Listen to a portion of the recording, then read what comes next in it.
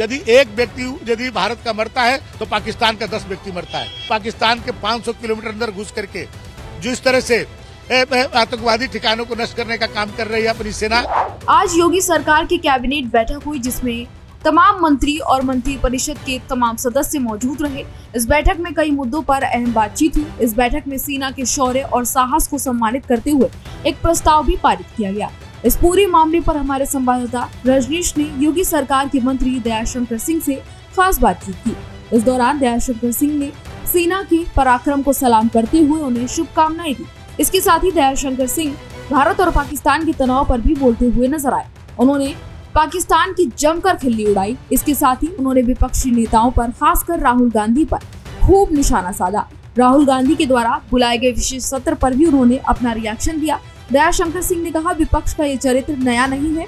ये वही लोग हैं जो अक्सर तुर्की और अजरबैजान जैसे भारत विरोधी देशों के समर्थन में खड़े दिखाई देते हैं। इसके अलावा दयाशंकर सिंह ने क्या कुछ कहा, आपको सुनवाते हैं। योगी सरकार के मंत्री परिषद की बैठक हुई, क्या खास चर्चा हुई मंत्री परिषद के बैठक?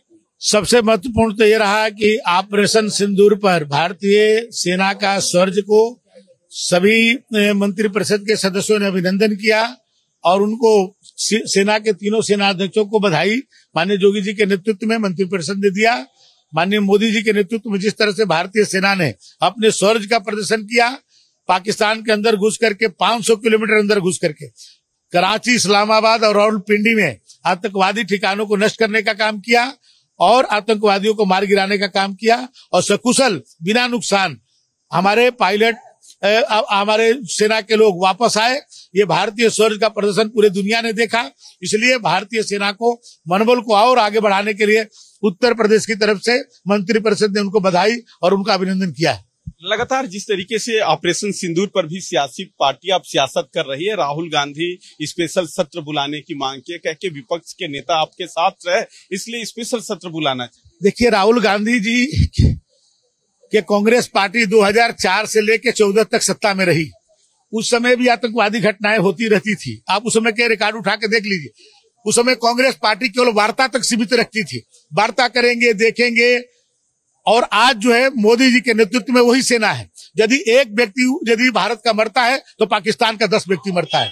ये आज भारतीय सेना का मनोबल इतना बढ़ा हुआ है कि पाकिस्तान के 500 किलोमीटर अंदर घुस करके जिस तरह से आतंकवादी ठिकानों को नष्ट करने का काम कर रही है अपनी सेना।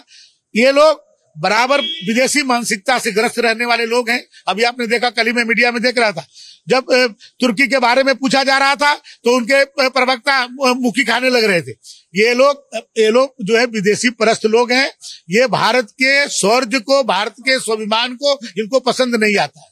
हमारे साथ दयाशंकर सिंह थे, वो कैबिनेट मंत्रिमंडल में जो बातें हुई, मंत्री परिषद में जो बातें हुई उसकी वो चर्चा कर रहे थे। उन्होंने कहा कि हम लोगों ने शौर्य के लिए बधाई दिया, साथ ही वो लगातार अपोजिशन के नेताओं पे फायर भी रहे। उन्होंने कहा कि अपोजिशन नेताओं का यह चरित्र रहा है जिसको पूरा हिंदुस्तान देख रहा है। अगर पाकिस्तान ऐसी नापाक हरकत आगे करता है तो फिर हम लोग घुस के मारेंगे। सहयोगी राहुल चौहान के साथ रजनीश पांडे, भारत एक्सप्रेस, लखनऊ।